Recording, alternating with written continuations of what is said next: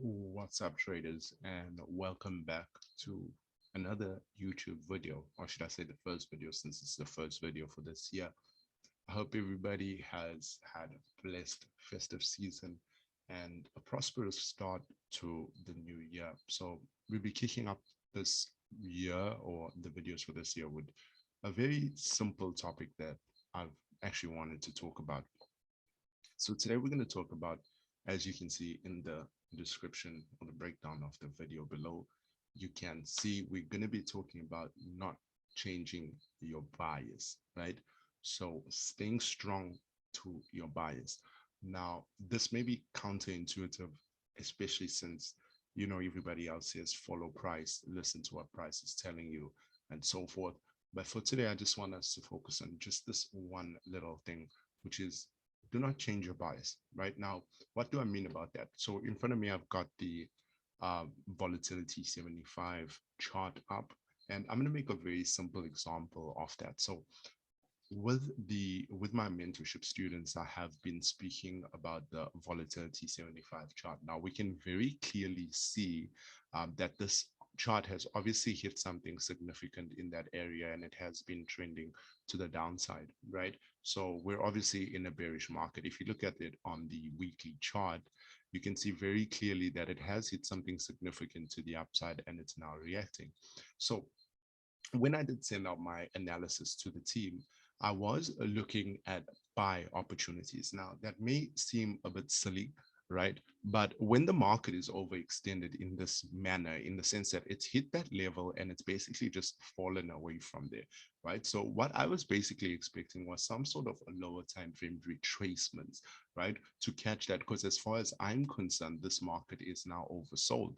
Why is it oversold? Because it's hit some sort of significant level and then it's now broken structure to the downside, even though I wouldn't consider this, or actually this is a valid structure break to the downside, right? So looking at this chart, given that based on my analysis, it was oversold, I was looking for buy opportunities in this market, right? Now, what did it mean? So if we drop down to the H4 chart, initially when I did send my analysis out to the team, I was looking for I believe it was around this area in here where I was looking for buys, right? As this was a very significant area that we're looking at in terms of price. So I was looking at this area for buys and I was able to participate in some of these buys. As you can see, we did come down into this area and we did have some rejections to the upside in there.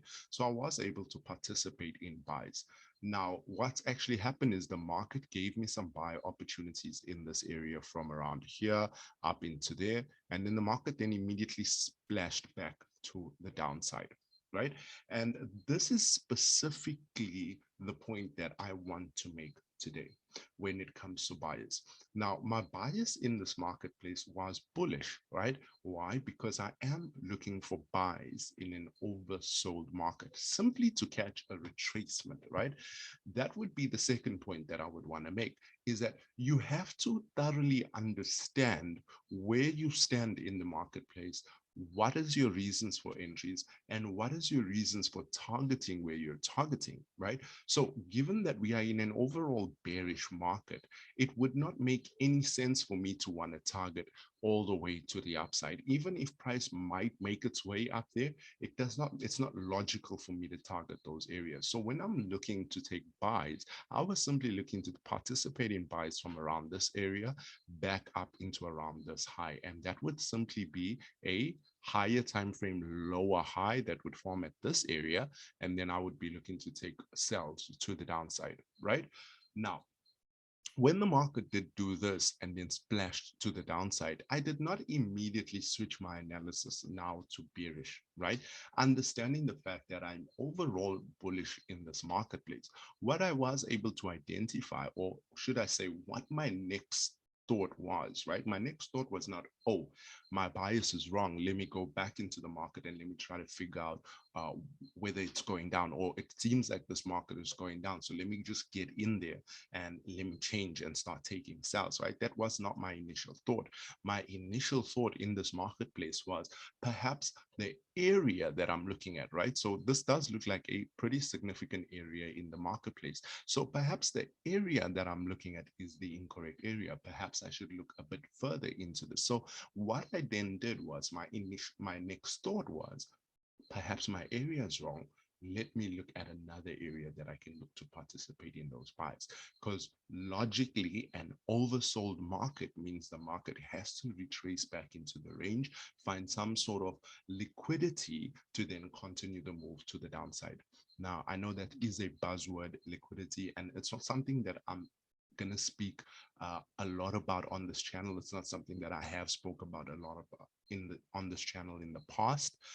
But it's just something that I just said, let me mention. So the market has to now correct itself by coming back into the range, looking for more momentum at whatever area it is that it's going to look for momentum, and then trading away from there, right? So when you're building your bias, it's important to have some sort of logical process behind it. Understand that the market behaves the way human beings behave, right? It might go counter to that every now and then, but ultimately the market's as alive as you and I, and there's logic behind every move that happens, right?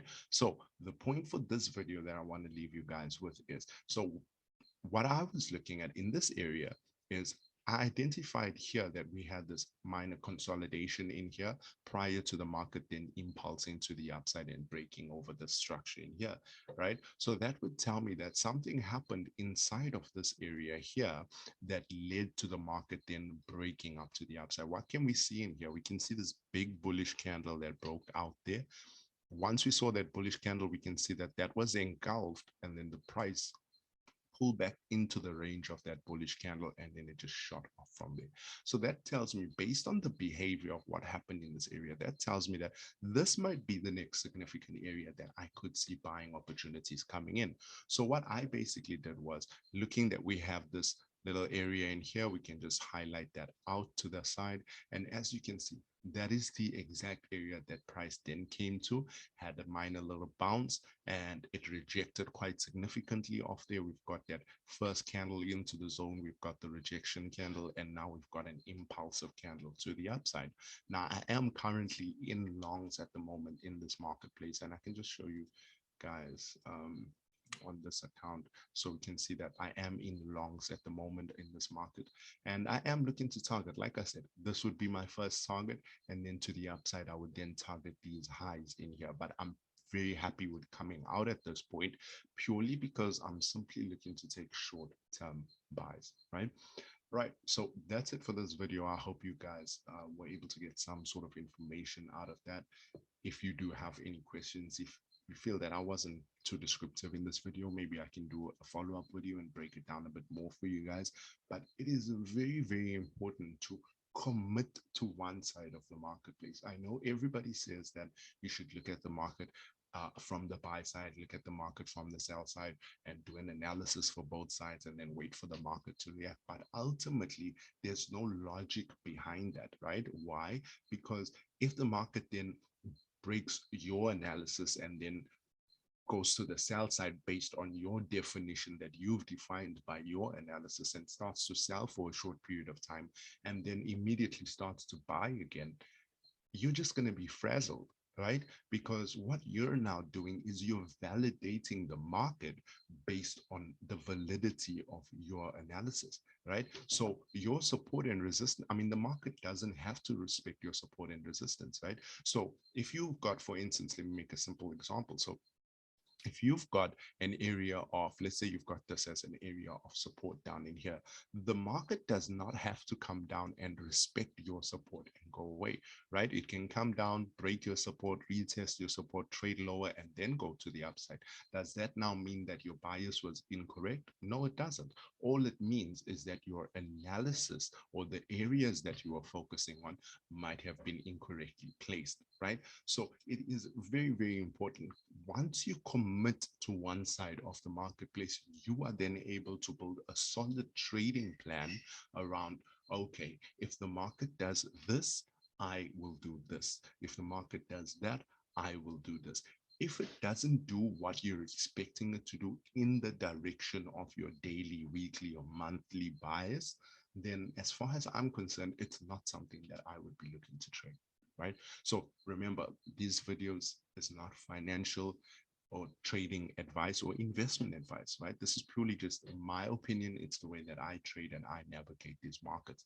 I do not advocate for you trading live funds, but if you do it with capital that you are willing to risk, because it's risky out here, guys. I mean, you could lose your entire investment, right? So that's it for today's video, guys, and I hope you guys did enjoy that. Until next time, have a blessed and a profitable trading week.